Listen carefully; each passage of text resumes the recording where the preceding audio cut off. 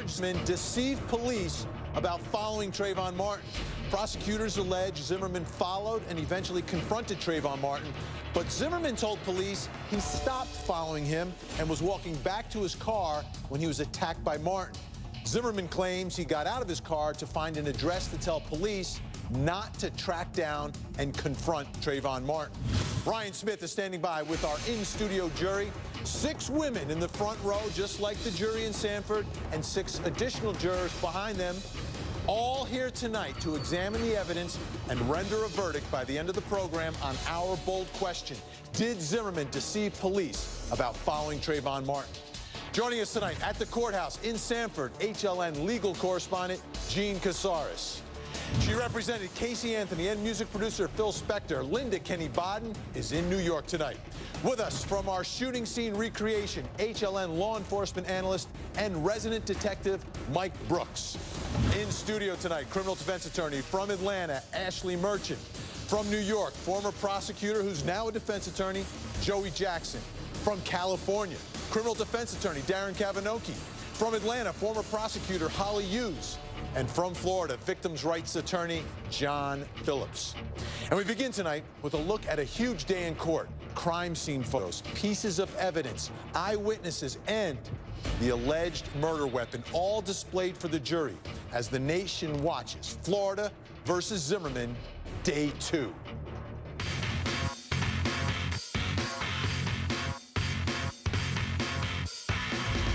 First, we have a warning for you. We're going to show you some of the photographs displayed in court today. They're graphic, but they'll give you a real sense of the case, the evidence, and the legal strategy. Mr. Martin was lying face down with his head oriented generally towards the north and his hands underneath his body, sir. Our victim's right hand? Mr. Martin's left hand, wrist. That is correct. Pants that Trayvon Martin was wearing. This is his cell phone. When you and Officer Ayala sat Trayvon Martin up, did you feel anything in Trayvon Martin's clothing? Yes, sir. What was that? I felt a cold can, sir. And where did you feel the cold can? In his jersey pocket, sir. I processed the grip, which is on the back side. Does that depict the cartridge case with the arrow? Yes, it does. In that photograph, has the gray outer sweatshirt been lifted up to expose a second sweatshirt? Yes, it has. What you heard, can you describe that to the jury, please? It sounded like no or that's what it looked like. And I saw what looked as figures and arms flailing. Tell me what that says on your Facebook front page right there, if you should read that. Prosecute the killer of our son, 17-year-old Trayvon Martin. Sign the petition.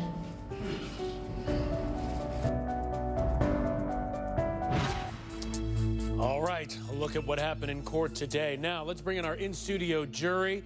As Vinny said, 6 female jurors in front, just like the Zimmerman trial, also additional jurors in back to make 12 for us. Now, ladies and gentlemen, tonight, the bold question before you: did Zimmerman deceive police about following Trayvon Martin? That's the question you have to decide. If you feel that is the case beyond a reasonable doubt, you vote yes. If not, you vote no. Do you understand those instructions? Okay, you'll render a verdict at the end of the show, but first, you're going to see the evidence, starting with George Zimmerman in his own words.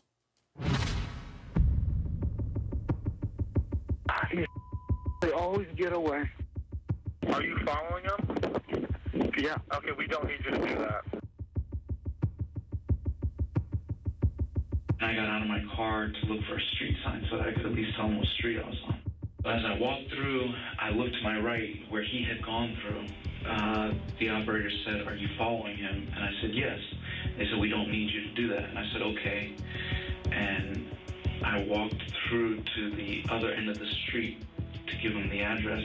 I said, "I'll meet them back at my car." They said, "Are you following him?" And I said, "Yes," because I was, in the area. And they said, "We don't need you to do that." And I said, "Okay." I passed here, I looked, I didn't see anything again, and I was walking back to my truck. And then when I got to right about here, he yelled from behind me to the side of me. He said, "Yo, you got a problem?" It's part of any murder trial. The jury, everyone gets to see the victim in the case. And today, the photos of Trayvon Martin were showed to the jury. We are going to show you a couple of them right now. They are important evidence in this case.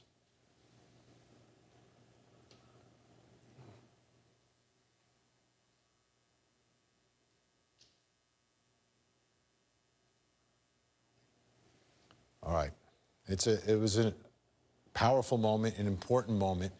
What I want to do is go around to our experts, and I just want one word to describe the photos that we just saw and that the jury saw today inside that courtroom.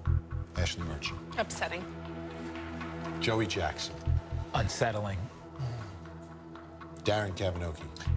I gotta say, I think a Kavanoki in this case would be like a knock-knock joke. Not going there. Jarring. Holly Hughes. Reality. John Phillips, one word to describe those photos displayed for the jury today of Trayvon Martin. This one hits home with me, Vinny. Child. Linda Kenny Bodden, one word to describe the photographs that the jury saw today inside that courtroom. It applies to both Trayvon and Zimmerman. Cold-hearted. Ryan, one word to describe those photos of Trayvon Martin. Heartbreaking. And that's the reality of what happened today inside that courtroom. We've got a lot more to talk about here. Still, we're going to focus on tonight's bold question, which is, did George Zimmerman deceive police about following Trayvon Martin? We're going to break down a key piece of evidence. It's all encompassed in 2 minutes, part of the timeline. That's next. Plus, we're taking you inside our recreated shooting scene in just minutes, right here on HLN After Dark. When the pictures were begun to be shown to the jury of Trayvon Martin, Tracy Martin stood up almost immediately, went out of that courtroom really as fast as he could, and I looked in his eyes and I saw so much pain. His mother stayed in the courtroom. She finally left at one point. But the thing is, with the defense on cross-examination, they showed the injuries to George Zimmerman. And there were injuries. There were lumps and bumps on the back of his head. There were many abrasions with blood. There was blood coming down to the side of his head. Not a lot of blood on the front of his nose because he'd been cleaned up by an EMS official at the scene. This guy looks like he's up to no good. Are you following him? Yeah. Okay, we don't need you to do that. So you think he's yelling help? Yes. All right, what is your... There's gunshots. You just heard gunshots? Yes. This one. Did it ever occur to you to go ahead and actually ask this person what he was doing out there? Was it fear, precaution, safety, all the above, or tell us going through your head? Okay. So, by not, when your job's not to really do anything at all when it comes to that kind of stuff. It wasn't your job to monitor him either. George Zimmerman talking to police just days after Trayvon Martin was killed. And it relates to our bold question. Did Zimmerman deceive police about following Martin? Vinny Politan over at the HLNTV.com evidence room. Thanks so much, Ron. I got some important information, ladies and gentlemen of the jury. And for you at home, you can follow along. All the evidence is right there at HLNTV.com/afterdark. And I want you to take a look at this map that we have right here, because this is important when you're talking about, did Zimmerman deceive police about following Trayvon Martin? I want to draw your attention to this area right here, which is that T section of that sidewalk. And what's important here is when Zimmerman hangs up with police, he says he's over here and he's on his way back to his car, which is over here. That walk takes 1 minute. I did that walk, okay? And what I want to do right now, though, is because I went back to that neighborhood, is take you there and see how George Zimmerman's story matches up with the timeline and the area located in the retreat at Twin Lakes. Let's take a look. Hey, we've had some break-ins in my neighborhood, and there's a real suspicious guy. February 26th, 2012, at exactly 7:09 and 34 seconds. George Zimmerman calls Sanford Police's non-emergency line. He later told police he made the call just outside his subdivision's clubhouse. Something's wrong with him. Yeah, he's coming to check me out. About 2 minutes into the call, 7:11 and 48 seconds, he says the suspicious person is getting away. He's running.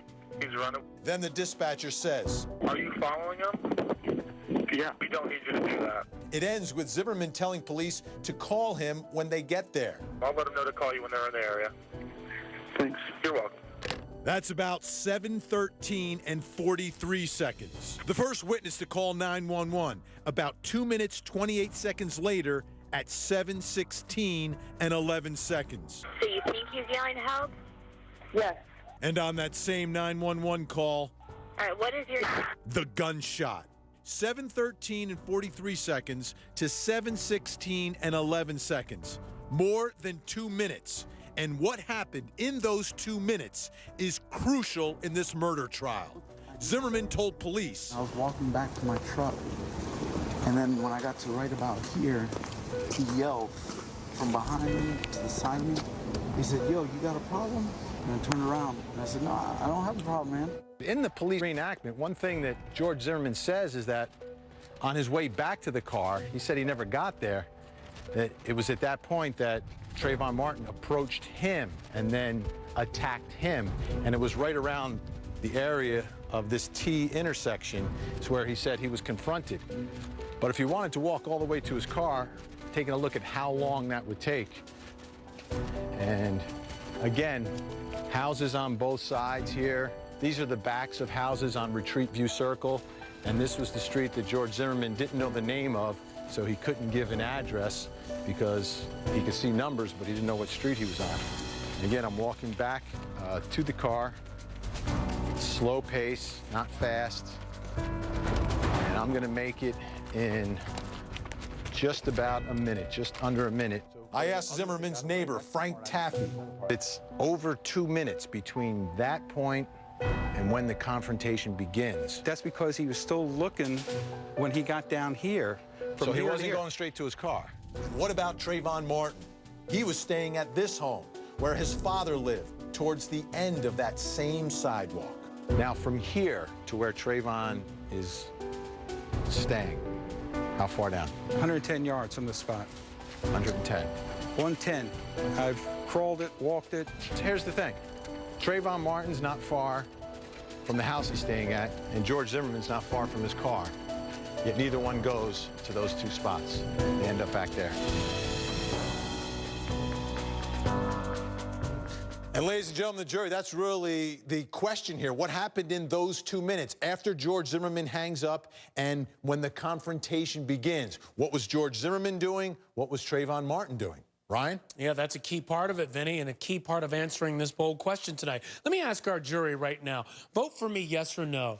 Would you have followed a person you believe was suspicious?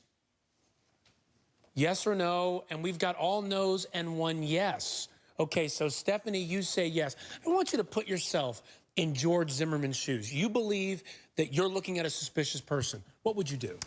That's exactly what I did. I put myself in his shoes. It's not necessarily what I feel like I would do, but I know that if I felt powerful because I had a gun and I felt like I was doing the right thing, then it's a very well possibility that I would have pursued that person too. Okay, so the gun, having that gun would have emboldened you to continue Absolutely. following. I think that that's probably the impetus that made it feel like the right thing to do. Okay, Linnell, I'm going to come over to you, our juror number 10. Right, no you problem. say no. What would you do? You're in Zimmerman's shoes. You believe you see somebody who's suspicious. What do you do? Was logically thinking, fully functioning adult, I probably would have called the police and then I would have gone to sleep and not followed, not pursued. Call the police, go right to, not do anything because you could put yourself in danger. Right, you can put yourself in danger. What if that person had a gun themselves? Your life is at risk as well, even if you do have a gun. So. Okay. All right. That's our jury's first thought. We've got a lot more evidence to show our ladies and gentlemen of the jury and you at home. We're going to go out to our recreation of the shooting scene. Today, the jury sees the cold, dead body of a young man. They see his clothes entombed in glass cases, plastic cases, and then they see George Zimmerman sitting there without emotion. The defense has to create fear. What fear? The only fear is the fear of falling asleep in that courtroom today after those pictures. After you rolled his body over onto his back, did you again try to get a pulse? Yes, sir, I did. How did you do that? Same area, sir. And were you able to get a pulse? No, sir, I was not. All right. What did you do next? I breathed for Mr. Martin, or I tried to, sir. In a CPR technique? Yes, sir. Do you have training in CPR? Yes, sir, I do. All right, and what was your role in that, the CPR attempts on Trayvon Martin? I was doing breaths, sir. The police officer who tried to save Trayvon Martin's life, the first police officer on the scene, just seconds after Trayvon Martin was shot and killed. Our bold question tonight is all about George Zimmerman, and did he deceive police about following Trayvon Martin? We're really picking it up from the time that he hangs up with police to the time of the confrontation. It's about 2 minutes and change. What's going on during those 2 minutes? He's following him, Benny. Of course he is. He says he needs to get out of his truck to figure out a street name. He's the neighborhood watch guy. He drives these streets every single day, in and out. He knows every street. He pointed out to you, that's Frank Taffy's house. He knew what he was doing. And when they said, don't do that, oh, okay, tell them to call me when they get here. He was following that young man. Even assuming that's true, the critical question is, as you talk about the minutes, at the time that he shot him, was he in imminent fear of his life? We can argue about what happened beforehand. We could argue he shouldn't have gotten out of the truck. But the defense is going to focus you on that time frame. Yeah, but it all goes to how the confrontation begins. Yes. Who's pursuing who? Who's attacking who? But if you've got to rely on George Zimmerman, if the defense is relying on what comes out of his mouth, they've got some problems. You know, the idea that he had forgotten about the gun until he felt Trayvon reaching for it. No one who's ever carried a gun is believing that for a moment. Not a second. And as Stephanie pointed out, he was probably emboldened by the fact that he had the gun. That explains a lot of what he did. Where's Trayvon Martin during that time? Well, I can't forget what juror number 1 said. It's 45 seconds from the tee to the house where he was staying. But it comes down to his decision to follow him. I think it's all going to come down to that decision to follow him, and we have 6 women on the jury. So, I wouldn't have followed him, but I would expect my husband to. From a prosecution perspective? If there was someone in my neighborhood suspicious and my family was at home, I don't think my husband would have just walked away. How do you find us suspicious? I mean, and that's the issue. Big question. And the witness today said that he went the opposite direction than what George Zimmerman said, and that they were standing up, flailing about, not on the ground. So I mean, there's a lot going on with George Zimmerman. It's a series of bad decisions that George Zimmerman made. It's not one bad decision. He got out of the truck. This whole thing could have been avoided had he simply rolled down his window and said, we're going to focus on these 2 minutes. Ryan. That's right. And you know what? Actually, what you said is interesting. I wouldn't, but my husband would. Let's not forget our jury down there in Sanford, 6 women. I wonder if that's going to have a factor in all this. So you've heard the experts. You got to see the evidence. We're going to go out to the recreated shooting scene and take a look out there at what really happened.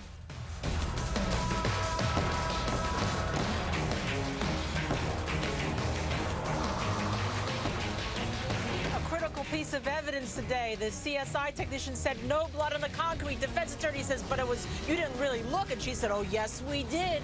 If George Zimmerman's head's being bashed against the concrete, that blood would be not washed away by any intermittent rain. The first eye and ear witness took the stand today, Celine Bahadur. She testified on direct examination that she was cooking that night of February 26th.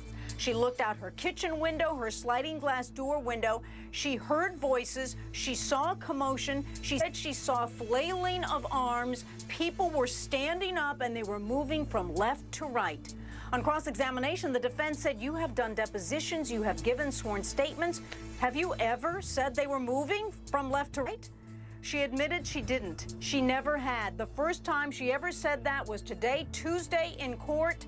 The defense then tried to show that she was biased, that her testimony could not be believed because she admitted she couldn't see anything because it was too dark. on cross-examination, then went to redirect, and the prosecutor did some rehabilitation by saying in her prior statements she had discussed movement, but she'd never said left to right, and she really hadn't said if they were standing up or if they were in the grass. Did George Zimmerman deceive police about following Trayvon Martin? That's the question our in-studio jury will decide at the end of the show. We're out here in the middle of our recreated shooting scene. The scene where George Zimmerman and Trayvon Martin clashed. And we've got teams split up, just like in courtrooms. Over here, the defense, Joey, Holly, and Darren. Joey, Ashley, and Darren. And then Holly and John and Mike for the prosecution. They will argue each side. All right, and ladies and gentlemen, I just want to show you, this is that T that we were talking about.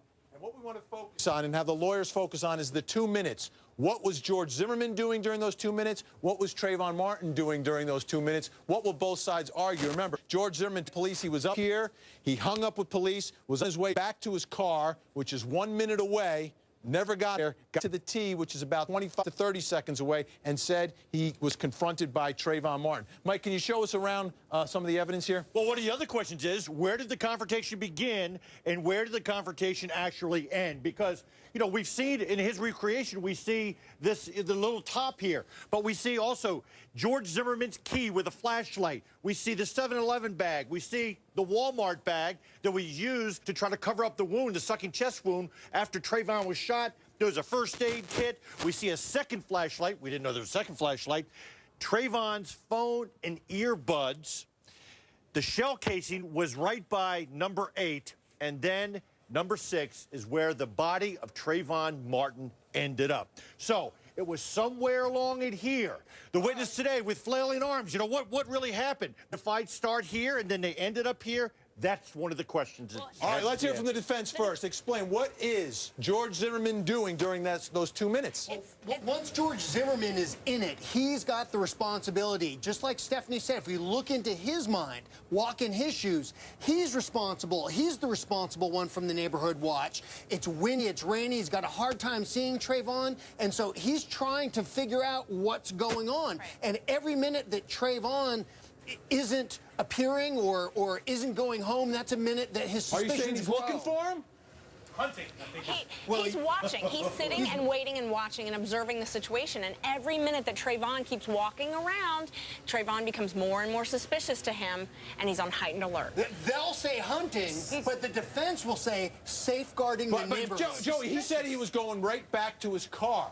That takes 1 minute. What's he doing for 2 minutes and change? It only takes 30 seconds to get where he said Trayvon Martin attacked him. It's a fair point, Vinny, but it comes down to the imminency of the threat. What happened at the critical moment? Was his life in danger or not? And regardless of what happened at any point past that or prior to that, here's the critical moment, because this is where it mattered. All right. Well, prosecution. No, wait.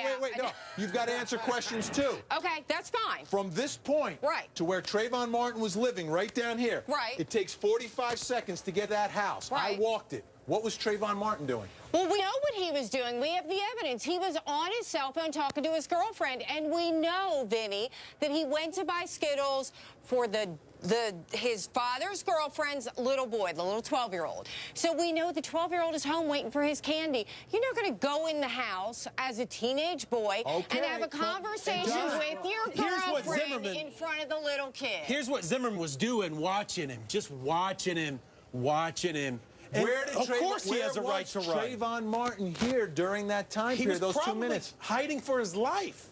You know, he had somebody stalk and get out of him. And I think wait a minute. He should have been going home. What is that? He should have been going home. George Zimmerman should have been going home. George Zimmerman should have been out there stalking him with a gun, okay? And Trayvon should have gone home. What the heck is that? You have a right to be out anywhere you want in public. This may sound like I'm abandoning my team, which I would never do, but... Okay, come on, we'll take you any day. Come on, Darren, we'll take you. If Trayvon feels like he's being stalked by Zimmerman, why is he going to lead that person who's hunting him back into the home with the 12-year-old boy? That's the point Zimmerman made in the phone call. I'm not giving him my address. So why did the same logic apply to Trayvon?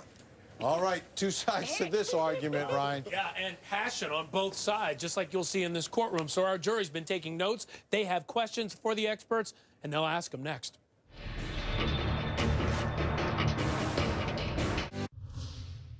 I processed the grip, which is on the back side. the trigger and the back part of the slide here. From a forensic standpoint, it's entirely possible that someone, well, first of all, someone could touch something and not leave enough skin cells behind for there to be any DNA analysis possible. That is correct. Did Zimmerman deceive police about following Martin? That's the bold question. The jury is going to render a verdict at the end of the show, but they have a lot of questions first, so let's answer them. Defense, prosecution, you got to be ready. Let's see.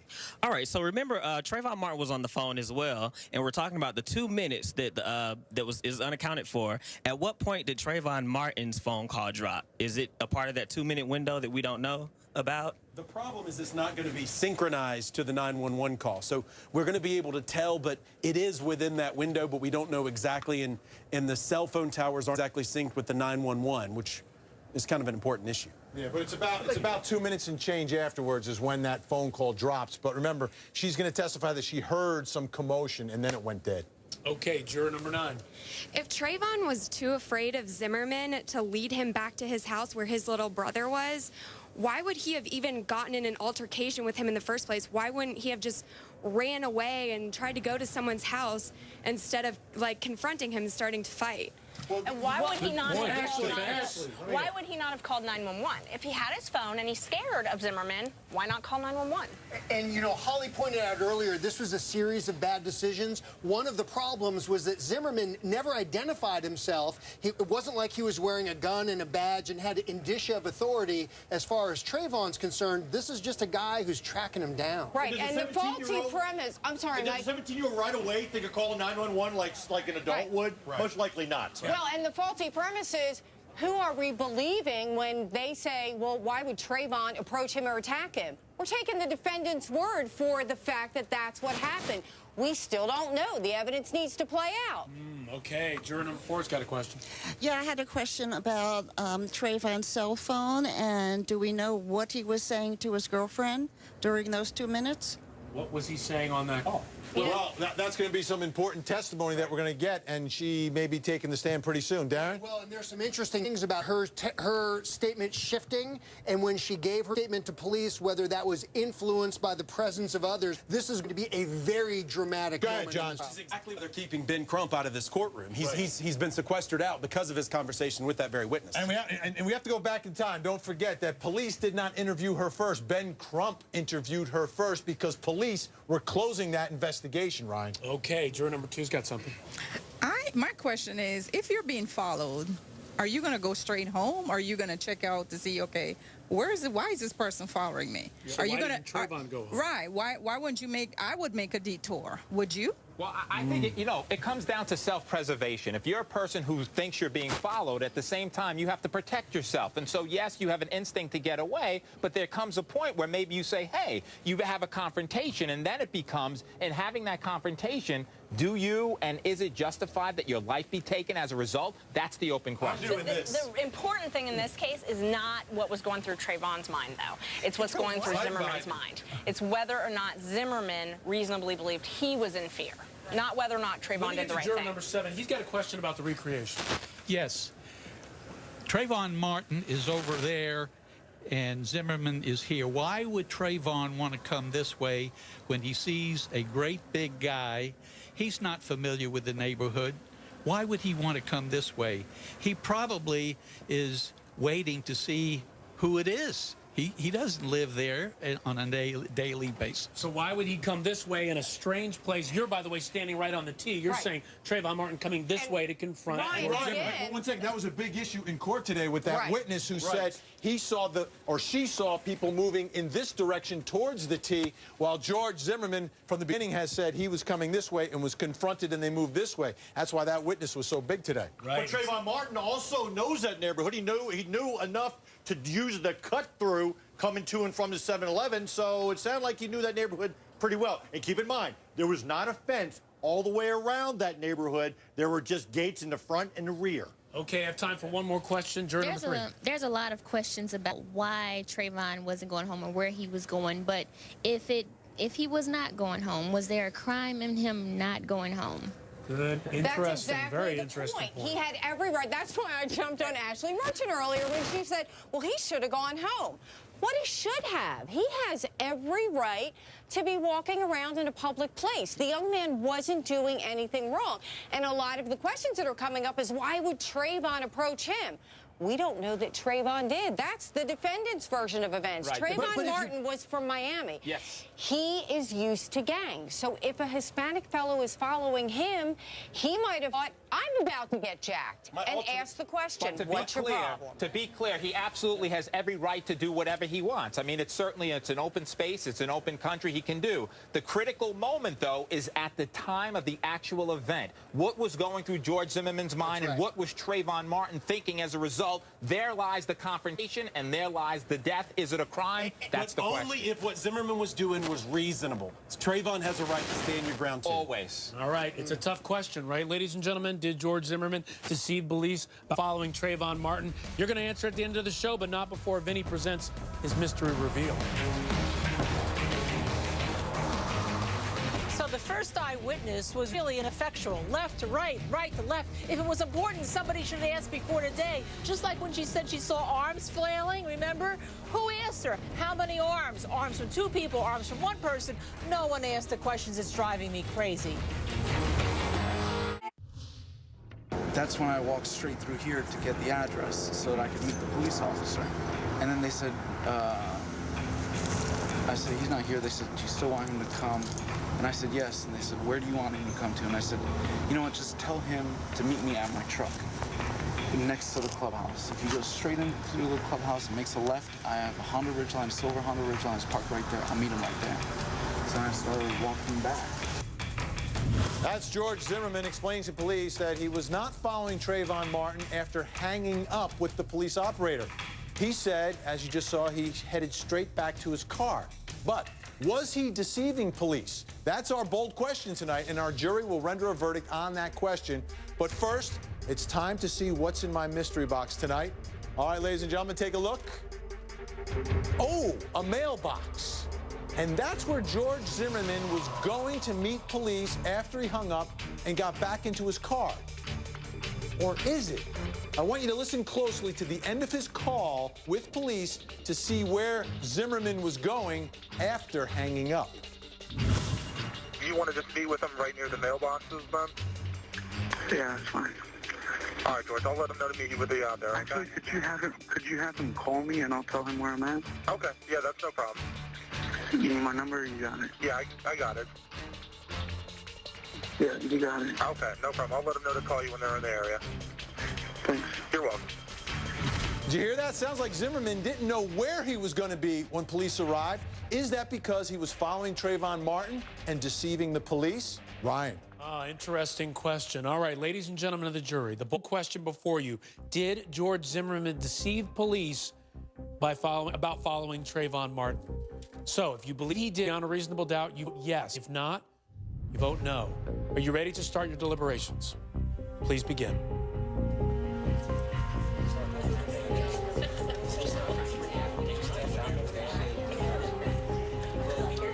All right, so while the jury's deliberating, I want to go through who had a better day today inside the courtroom. Prosecution or defense? And we're keeping score. Ashley? It was the prosecution's case in chief, and they did not have a great day, which means it went to the defense. Defense. Joey Jackson, prosecution or defense? Today's day was a defense day. Defense. Darren Kavanaugh. Defense. Defense. Holly Hughes. I hate to say it, but it was a defense day. The prosecution should be rocking the house on their case in chief, and the defense should be sitting there quaking in their boots. Instead, they're flipping all the prosecution witnesses to do the defense. All right, we got it. I am now. John Phillips, prosecution or defense? Based upon the photos and the nature of what they really exposed this jury to, I'm going to go prosecution. All right. Linda Kenny Bodden, prosecution or defense today? Prosecution for photos and Politan. Mike Brooks, prosecution or defense today? Who had a better day? The defense. Wendy Dorville, who was a prosecution witness, was turned into a defense witness and even said George Zimmerman was meek. All right, Ryan, prosecution or defense today? I give it to prosecution on the photos. That is a powerful piece of visual evidence. The other stuff wasn't good, but that was much stronger. All right, our experts have spoken. The vote is in. Last night, 7-0 prosecution. Tonight, though, a tighter vote, but it goes to the defense 5-3. Our jury back with their verdict next. So today we heard about touch DNA and low copy DNA and probably regular DNA, and no one explained it. Ladies and gentlemen, this is a murder case. If it's a dead child and a man on trial for his life, it deserves more.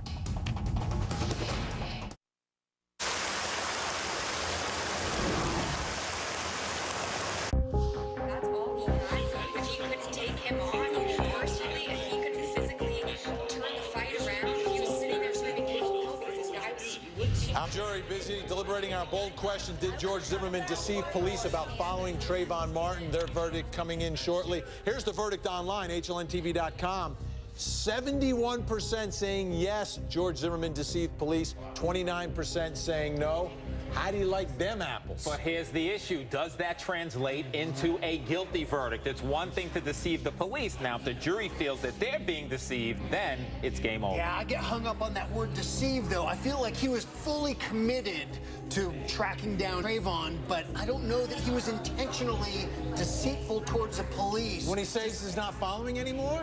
And when he goes back the day after the shooting and says, I didn't follow him? But what's following? Was he standing there looking around to see if he saw him go past one of the streets again? And instead of going directly back to his car? Sure, and there's a distinction between tracking down and simply observing. Remember the manual. The manual says you can be the eyes and the ears, right? As long as you don't overstep that boundary. But not the shooter, Vinny. You can be the eyes and the ears, but not the shooter. Ryan, his words, Ryan. I headed back to my car. I was going back to my car. Never made it there. Never made it there. And you know what? If you believe that he deceived in this part, just think about how juries think. You deceived here, the rest. That's exactly right. Look at what we all just went through with Jodi Arias. Marie does not want to be lied to, okay? They don't, no matter what the topic is. I mean, they just painted her as a liar. Liar in one area. Liar in whole. That's but there's objective evidence. If this case has to turn on Zimmerman's credibility, I think Zimmerman's got problems, but they've got objective evidence. They've got the bleeding on the back of the head. They got the broken nose. The nose is not broken. There's one medical record that says it was broken. Oh, wait a second. Hold on, guys. Jury has reached a verdict. They were arguing fiercely over this bold question. Did Zimmerman deceive police about following Trayvon Martin? You have reached a verdict. Let's read them one by one. Juror number 1, yes. Juror number 2, yes. Juror number 3, yes. Juror number 4, yes. Juror number 5, no. Juror number 6, yes. Juror number 7, yes. Juror number 8, yes. Juror number 9, yes. Juror number 10, yes. Juror number 11, no. Juror number 12, yes. 10 yeses, 2 noes. Let me go quickly to juror number 11. You say no, he didn't deceive police. Well, I think originally, his story originally was probably the most truthful when he first told his story. So his original story is the one you believe. When you think, when you are in trouble, I think self-preservation kicks in, and people, you know, so maybe he did change it. That's why you had a little problem with that. That's why I have a problem with it. Okay. All right. Interesting point. I want to go to our other no over here because you had an interesting point as well. Yes. I don't think that Zimmerman knew what he was doing. I don't think that he had it made up in his mind that he was going to go after him. I don't think he went back to his car. I think he was curious and he was scared.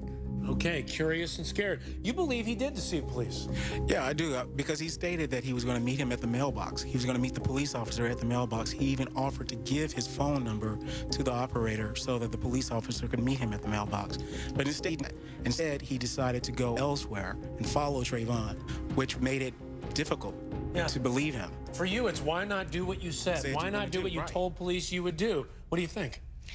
I mean, I just can't believe it. It's just, it could have all been prevented. If this could have all been prevented if George would have just stayed in his car when the police dispatcher said, you don't need to do that. And he said, okay, he should have just stayed in his car and let the police handle it. He's not a police officer. Yeah. And now a 17-year-old child is dead. And I mean, it's just so heartbreaking to me. You know what? When you think about it that way, all of it could have been avoided if he stayed in the car. One more comment, juror number 12. Well, my vote was yes, only because it's clear based on his statements that have changed. And I also believe that due to some of the history of George Zimmerman, that I think is still yet to come out, that race and prejudice is going to play a part of it as well, that it was clear that he really deceived the police. Okay. Vinny, overall, though, this jury feeling like, yes, he deceived police. And I want to get back to another statement. We didn't talk a lot about this. He said he originally got out of the car to get an address.